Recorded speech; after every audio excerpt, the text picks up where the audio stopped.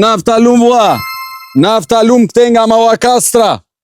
Keq menaxhimi dhe hajdutëria e shtetit shqiptar dhe Al Petrolit ka bërë që sot ne të paguajmë një nga çmimet më të larta në botë të naftës, ndërkohë që nafta e vendit ton derdhet në prenj dhe lumenj si mall pa zot.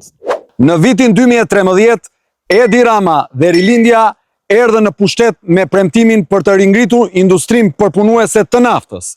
Por pak vite më vonë, rezulton se Edi Rama është varrhimsi që hodhi lopatën e fundit të shkatrimit mbi rafinerinë e Baushit, që dikur përpunonte rreth 1 milion ton naftë bruto, ndërkohë sot është e mbushur me panele diello.